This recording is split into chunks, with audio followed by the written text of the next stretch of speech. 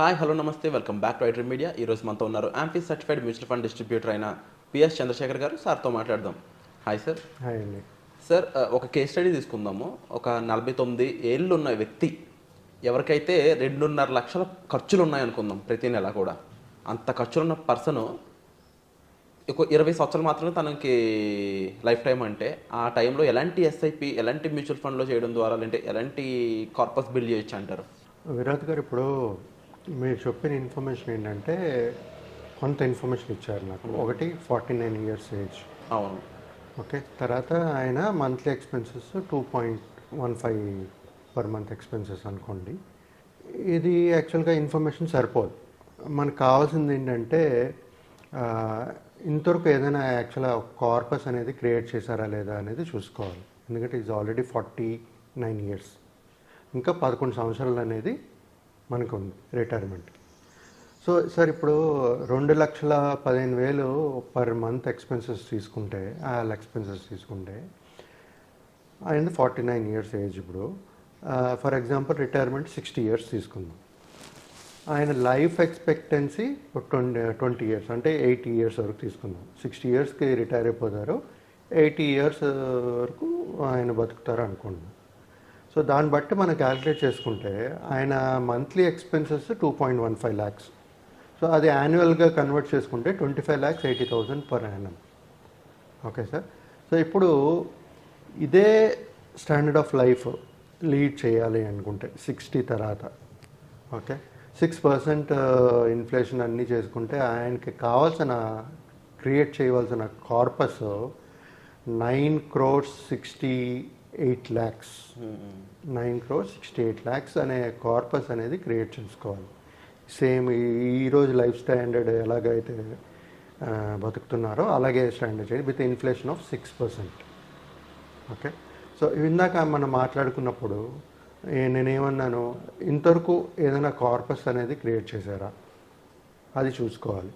ఇప్పుడు అలాంటి కార్పస్ కావాలి అనుకునేటప్పుడు ఆయనకి ఈరోజు ఉండవలసిన ఒక కార్పస్ అమౌంట్ 3.38 crores. ఈరోజు ఆయన దగ్గర ఇంత కార్పస్ అనేది క్రియేట్ చేసి ఉండాలి.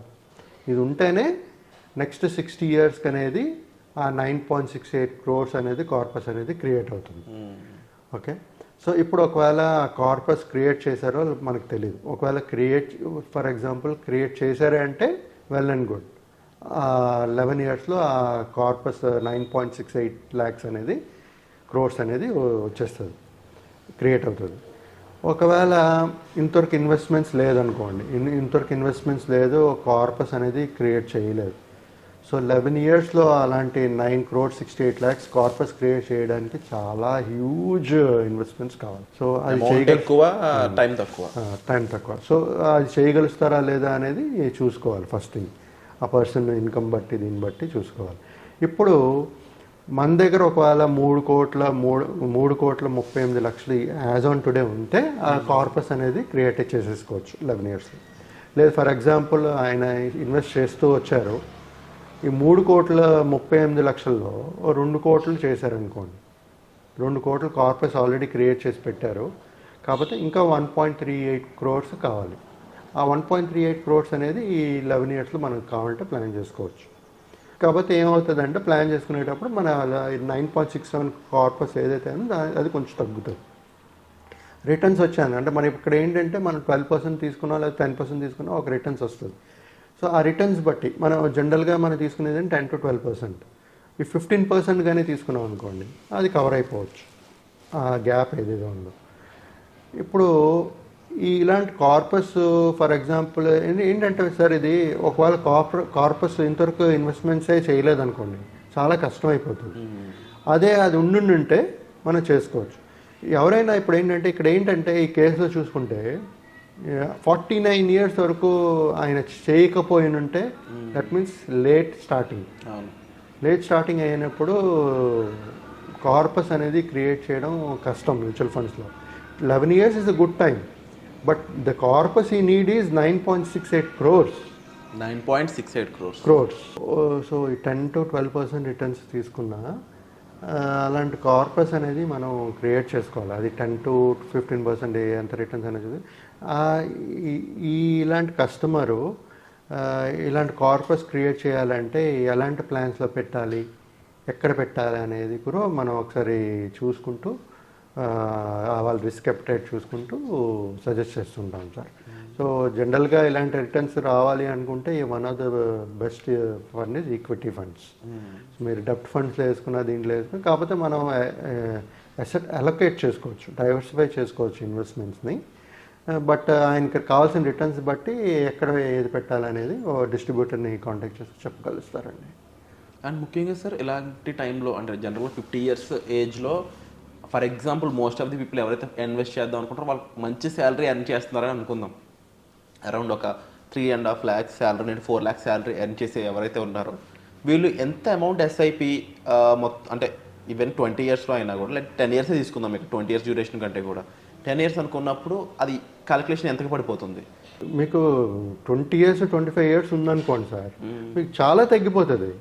మీకు డ్యూరేషన్ అంటే స్పెసిఫిక్గానే దాని క్యాలిక్యులేటర్ చేయాలి మనం.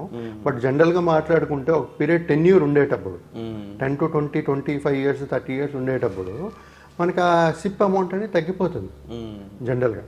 సో అందుకే మనం ఎప్పుడు ఇన్వెస్ట్మెంట్ చేసేటప్పుడు స్టార్ట్ ఎర్లీ అంటాం. అవును, start early. Because why start early అంటే వై ద రీజన్ ఈస్ మీకు టైం ఉంటుంది, సమయం ఉంటుంది, మార్కెట్ వాలటాలిటీ ఉన్నా సరే ఆ లాంగ్ టర్మ్లో మీ గోల్ అనేది ఈజీగా రీచ్ అవ్వచ్చు అనే ఉద్దేశంతోనే వన్స్ యూ స్టార్ట్ ఎర్నింగ్, మీరు ఎప్పుడైతే ఎర్న్ చేయడం మొదలెడతారో అప్పుడే స్టార్ట్ చేయమని చెప్తుంటాం మేము. ఎందుకంటే వాళ్ళు 25 years స్టార్ట్ చేశారంటే దగ్గర ఆల్మోస్ట్ 35 years ఉంటుంది 60 years retirement. They have a huge time. So ఇలాంటి 11 years ఉండేటప్పుడు చాలా కష్టం అవుతుంది, ఎక్కువ అవుతుంది. ఎంత ఉన్నా సరే సార్ మనం ఆ 11 yearsలో టెన్షన్ కూడా ఉంటుంది మనకి సమయం లేని. అదే 35 years ఉందనుకోండి, నేను చిన్న అమౌంట్లు చేసినా నేను మధ్యన పెంచుకోవచ్చు, లేకపోతే ఏదైనా డిసిషన్ మేకింగ్ ఈజీ అయిపోతుంది మనకి. ఈ 48-49 yearsలో మనం స్టార్ట్ చేస్తే ఆ 11 years టైం పీరియడ్లో there are so many things which will come into your picture. అంటే మనం తీసుకోలేకపోతాం, ఆ డిసిషన్స్ చేయలేకపోతాం, ఇంప్లిమెంట్ చేయలేకపోతాం. అదే మనకు సమయం ఉందనుకోండి, ఒక 1-2 years లేట్ అయినా సరే తర్వాత మనకి చేయగలుస్తాము, ఆ టాపప్ చేయగలుస్తాము, పెంచుకోగలుస్తాము, లంసమ్గా పే చేయగలుస్తాము, ఇవన్నీ చేయగలుస్తాం. Wonderful sir. తప్పకుండా దీనికి సంబంధించి మరింత ఇన్ఫర్మేషన్ కోసం మీరు డిస్ప్లే అవుతున్న నెంబర్స్ కాల్ చేసి యాప్తో మాట్లాడవచ్చు. Thank you so much. Thank you Virat.